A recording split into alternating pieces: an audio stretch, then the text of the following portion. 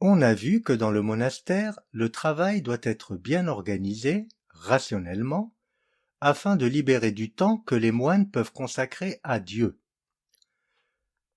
La règle de saint Benoît définit les principes de cette organisation, c'est-à-dire qu'elle effectue deux opérations.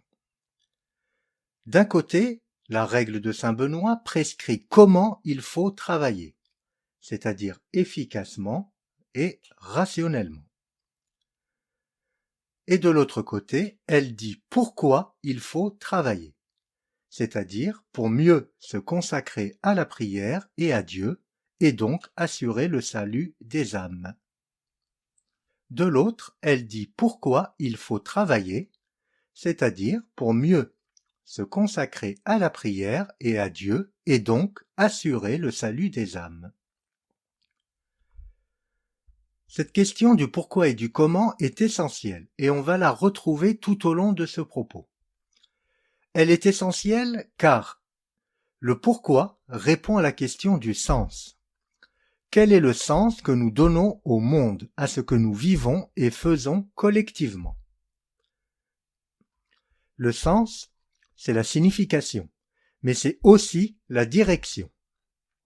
Aucune société humaine ne peut exister sans apporter une réponse à cette question. En effet, la grande différence entre les sociétés humaines et les sociétés animales se trouve là. Les animaux vivent en société alors que les humains font leur société. Or, faire société, cela consiste précisément à donner un sens, une signification, une direction commun au monde qui nous entoure et qu'on habite. Évidemment, au sein de chaque société humaine, des sens différents peuvent coexister ou entrer en conflit. Je n'irai pas plus loin pour l'instant.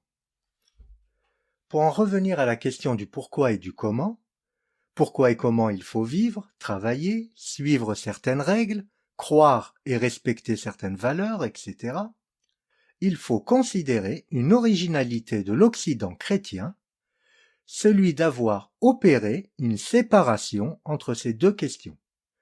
Or, cette séparation, on va le voir, va avoir des conséquences profondes jusqu'à aujourd'hui. Mais voyons d'abord comment s'est opérée cette séparation. Cela s'est passé, selon Pierre Mussot, qui se réfère au philosophe juriste Pierre Legendre, au XIe siècle. En effet, au XIe siècle, la réforme grégorienne va introduire une séparation entre l'Église, qui détient le pouvoir spirituel, et l'État, ou le pouvoir laïque, qui repose sur le droit. Dans ce système, l'Église va traiter de la question du sens à travers la théologie. C'est la théologie qui répond à la question pourquoi vivre, pourquoi agir de telle ou telle manière. La question des moyens, du comment, quant à elle, elle va être traitée par l'État à travers le droit qui énonce des lois rationnelles héritées du droit romain. Alors la réforme grégorienne, c'est quoi? La réforme grégorienne, c'est une politique qui a été menée au Moyen Âge par la papauté, et notamment le pape Grégoire VII qui a laissé son nom à la réforme. Elle a visé à séparer le domaine religieux du domaine laïque. Alors je vais en donner un résumé très succinct, horriblement simplificateur, mais il est très facile de trouver de la documentation sur le sujet. Mon objectif ici est juste de présenter le cadre de ce qui va nous être utile par la suite. Donc, au milieu du XIe siècle, l'Église est en crise. Elle est très dépendante des seigneurs et des rois, elle voit ses principes se relâcher et son clergé, souvent inculte, se comporter parfois comme des laïcs, pour ne pas dire comme des porcs. La papauté prend alors certaines dispositions. Tout d'abord, l'affirmation de l'indépendance du clergé. Désormais, le pape est à la tête d'une église fortement hiérarchisée et qui est la seule habilitée à nommer ses membres. Le second point concerne le comportement du clergé qui est censé susciter le respect. Le pape tente de rétablir la discipline en obligeant les prêtres à rester célibataires et en leur interdisant la vente des indulgences, c'est-à-dire les bons qui garantissent l'accès au paradis. Il encourage aussi une meilleure formation des prêtres dont le comportement ferait rougir le diable lui-même. Enfin, dans les monastères, les moines sont rappelés à la règle de saint Benoît qui leur impose le vœu de pauvreté, ou au moins de faire un peu semblant. Pour résumer, la réforme grégorienne a instauré une séparation entre le pouvoir de l'Église, qui s'occupe de la spiritualité, de la foi, et le pouvoir des rois et des empereurs, c'est-à-dire le pouvoir laïque. Le premier, le pouvoir spirituel, définit le sens de la vie. Le second, le pouvoir temporel, définit les moyens rationnels efficaces pour y parvenir. Donc, on a d'un côté l'Église qui détient le pouvoir spirituel, celui qui concerne la foi, la croyance. Ce pouvoir spirituel répond à la question « Pourquoi vivre ?», et la réponse de l'Église est « Pour Dieu ». Ce pouvoir concerne la foi, il peut s'incarner dans une croyance ou une autre, et de fait, la croyance en Dieu a cédé la place à d'autres croyances.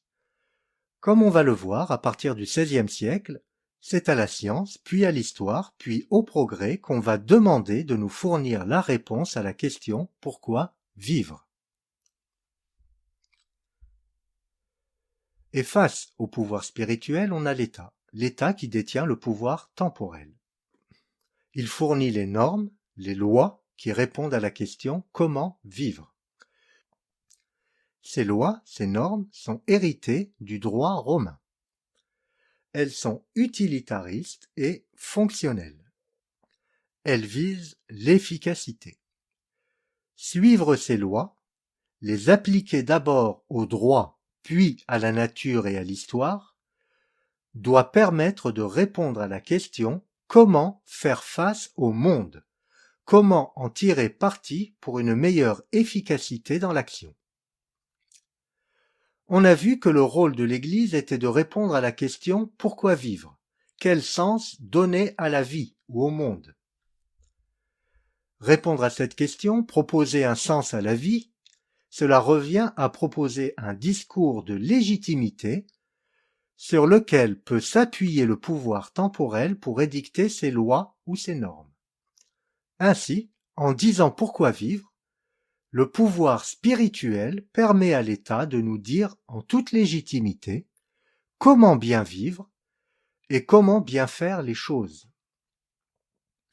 L'État nous dit ou nous impose de suivre, d'appliquer, d'obéir à des lois rationnelles, fonctionnelles et efficaces. Ce système de normes, de lois, qui nous vient tout droit du droit romain et qui nous dit comment bien vivre, a très peu évolué depuis le Moyen Âge. Ce sont ces lois rationnelles qui vont inspirer l'idée de loi de la nature, puis de loi de l'histoire, mais aussi l'idée de normes sociales ou environnementales. Le monde est censé fonctionner selon ces lois que le savant doit découvrir et révéler, et que l'ingénieur doit exploiter pour que le travailleur puisse les appliquer. C'est ce qu'on verra par la suite. Car cette séparation va avoir des conséquences énormes, puisque c'est elle qui va construire notre rapport moderne à la nature, en permettant l'émergence du concept de loi de la nature.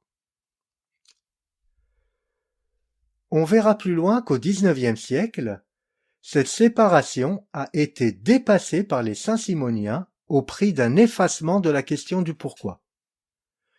En effet, le saint-simonisme puis le management à sa suite vont évacuer la question du pourquoi, et donc du sens, et la fondre dans celle du comment.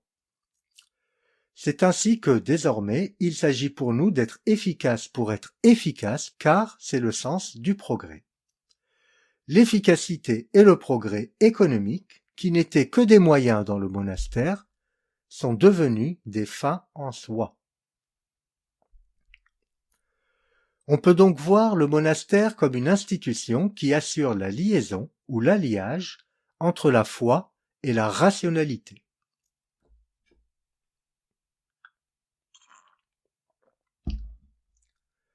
Au XIXe siècle, c'est la manufacture qui sera cette institution. Comme on va le voir, elle va conserver la rationalité et l'efficacité des règles de fonctionnement du monastère, mais par contre, elle va se référer à une autre légitimité. Le comment demeure, pas le pourquoi. Ou, autrement dit, la finalité change, mais pas les moyens. Il s'agira toujours de s'organiser en suivant des lois rationnelles, des lois efficaces, des lois légitimées par une croyance, une doxa, une foi, et il en sera de même au XIXe siècle avec l'usine. Puis, à partir du XXe siècle, avec le management d'entreprise, la fin et les moyens, le pourquoi et le comment, vont avoir tendance à se confondre. Le management qui s'impose va évacuer la question du pourquoi, trop politique à ses yeux, pour se consacrer à celle du comment ou des moyens. La fin va se dissoudre dans le progrès, le développement, la croissance, toutes ces abstractions auxquelles nous croyons dur comme fer.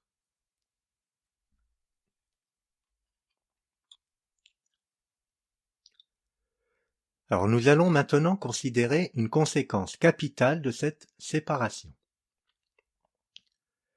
Dans une Europe occidentale encore chrétienne, la séparation entre le pouvoir spirituel et le pouvoir temporel repose donc sur la croyance en un Dieu transcendant, législateur, qui édicte des lois, qui a créé le monde rationnellement en appliquant des lois rationnelles.